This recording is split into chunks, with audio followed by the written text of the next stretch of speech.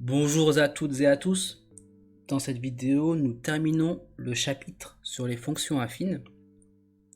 Donc, jusque-là, on avait vu ce que c'était une fonction affine. On avait vu que la représentation graphique d'une fonction affine donne une droite.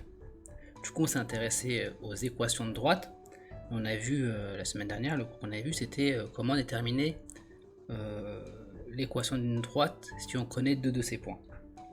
Maintenant, on va revenir sur les fonctions affines en tant que telles et sur leurs propriétés.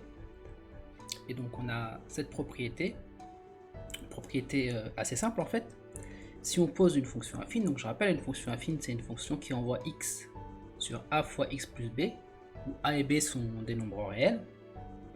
Alors, si a est un nombre positif, alors la fonction est strictement croissante. Si a est négatif, la fonction va être strictement décroissante. Et si a est égal à 0, alors la fonction va être constante. Je rappelle que a, ça représente la pente, ou plus précisément le coefficient directeur de la droite. Et du coup, en fait, si on regarde graphiquement, ça a un sens. Par exemple, si a est supérieur à 0, le coefficient directeur fait que la droite, si on regarde de gauche à droite, la droite va aller vers le haut. Et une courbe qui va vers le haut, ça représente une fonction croissante. On l'avait vu dans le chapitre sur les fonctions. Pareil, si a est plus petit que 0, alors la courbe va aller vers le bas. Donc forcément, ça représente une fonction décroissante. Et si le coefficient directeur vaut 0, ça veut dire qu'en fait la fonction c'est de la forme f de x égale b. Je vais même le rajouter. Si a égale 0, on a f de x qui est égal à b. Donc c'est une fonction constante. Et graphiquement, ça veut dire quoi? Ça veut dire qu'en fait, la représentation graphique est une droite horizontale. Donc voilà ce qu'il en est pour le sens de variation des fonctions affines. En fait, c'est très simple. Positif croissant, négatif décroissant et 0 constant. Et le coefficient b n'a rien à faire là-dedans. C'est vraiment le coefficient a, le coefficient directeur, qui va nous donner le sens de variation. Maintenant, on va s'intéresser à un autre point des fonctions affines, qui va être leur signe. Et en fait, là, ça va être assez rapide, parce qu'en fait, c'est juste un autre point de vue, et on a déjà vu comment calculer le signe d'une fonction affine, parce que l'expression d'une fonction affine, c'est une expression du premier degré, c'est une expression de la forme ax plus b. Et dans le chapitre sur les inéquations, on avait vu comment avoir le tableau de signes d'une fonction de la forme ax plus b. Donc je ne donne pas les détails, je redonne juste les tableaux. Si vous vous en souvenez plus, vous relisez le cours ou vous regardez ma vidéo. Bon, normalement vous devriez vous en souvenir parce que ça fait pas si longtemps qu'on a fait ça. En tout cas, je redonne donc. Une fonction de la forme ax plus b, elle vaut 0 quand x vaut moins b sur a. Et il y a deux cas, soit a est positif, soit a est négatif. Si a est positif, avant moins b sur a, ça fait moins, c'est négatif. Après moins b sur a, c'est positif. Et si a est inférieur à 0, et bien là on change le sens.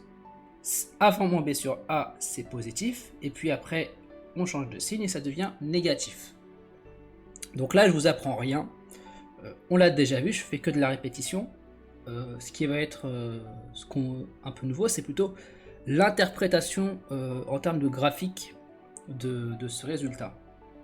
Si on regarde une fonction affine, donc par exemple, le meilleur moyen de montrer les choses, c'est l'exemple. On va prendre la fonction f de x qui est égale à moins x plus 1,5. Alors la droite de f, elle est exprimée là, la courbe elle est en bleu, donc on peut vérifier. Et si on regarde bien cette fonction, là a est inférieur à 0, et moins b sur a vaut 1,5. Donc on a ce tableau de signes, c'est plus, moins, et ça vaut 0 à 1,5. Et graphiquement ça donne ça. Donc déjà, c'est une fonction où le coefficient directeur est négatif, c'est un moins. Donc la droite va vers le bas. Avant 1,5, vous voyez bien que c'est au-dessus de l'axe des abscisses. Vous voyez bien ici.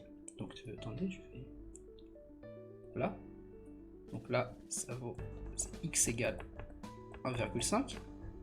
Avant, c'est positif. Et après, c'est négatif. Ce qui correspond bien au tableau de signes. Donc graphiquement, comment ça s'interprète sur la droite? Et bien ça veut dire que la droite, elle coupe l'axe des abscisses en 1,5, qu'avant 1,5, la droite est au-dessus de l'axe des abscisses, et qu'après 1,5, la droite est en dessous de l'axe des abscisses. Donc voilà, c'était assez court aujourd'hui, et non, il n'y a vraiment pas grand chose de nouveau, puisque c'est juste une autre façon de vous dire des choses que vous avez déjà vues, mais c'est important de vous le dire quand même.